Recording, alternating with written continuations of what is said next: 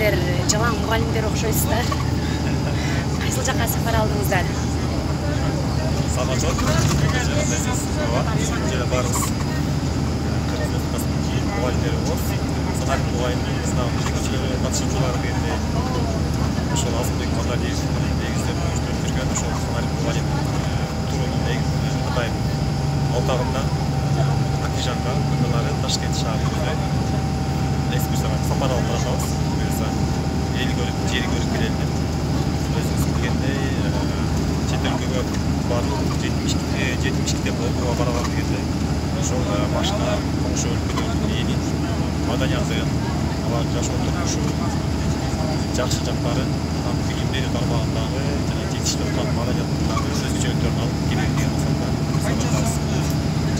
Сиздер алып бараткан мугалимдердин арасында жашоо стажы бир аз мындай тандоодо ушундай болдубу же аралаш элеби? Кимдер баратат мисалы? Жакшы суроо. Көп негизи мугалимдер чогулган. Кандай бир чет өлкөгө же ички туризм негизинде дагы мугалимдер жакка салганы барса, көп мугалим айтып берет. Бул барса кандай талаптар бар деп.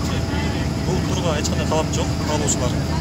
Эң жакшысы тажрыйба менен жаштыктын айкалышы болгон. Бул жерде дагы жекелер жана жүргөн жаш эже агайлар буюрса маектешип, жакындан таанышып барабыз. Жалпы кыргызстандык мугалимдерге ошол Сценарий академиясы тарабынан дагы бир жакшы конкурстар барбы? Дагы кантип мугалимдер бара алса болот? Буюрса жакшы дагы долбоорлор буюрса уюштурулат. Асылбек агай менен алып барып сүйлөшүп, маектешип пландадабыз. Тур боюнча айта турган болсок, бүгүн Өзбекстанга баратабыз, Ташкент шаарына өзү. Эмкисин буюрса Казакстанга ниет кылдык. Казакстанга барабыз. Андан ары Турцияга анан Дубайга дагы барууга пландадабыз буюрса. Жакшы ниеттен. Агай, жалпы мына жаңы окуу жылы дагы башталган турат. Жалпы Кыргызстандагы агартуучуларга жаңы окуу жылында кандай каалоо тилектерди каалайсыз?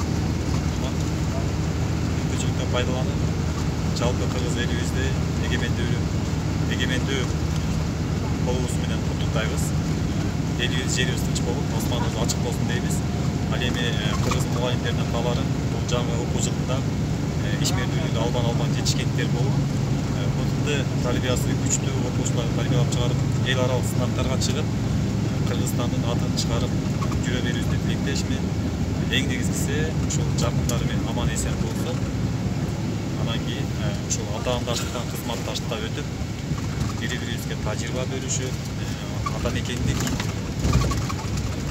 билим берүү каларын иштеп чыгып, буюрса тажрыйба бөлүшүп, өнүгүүгө багытталалы деп ниет кылам. Сиздин дагы жаңы окуу жылыңыз менен баягы баатырды алыстан угуп, жанына келсең бир киши дейт го. Биз дагы агайды алыстан угуп, соц тармактардан аябай көрүп жүргөнбүз. Буюрса мынакей Өзбекстанга сапар алып бара жатабыз. Мындай сапар ар бирибизге буйрусун, ар бирибиз ушундай сапарларга чыгалы. Демек, Өзбекстандан жалпы кыргызстандык агартуучуларга салам.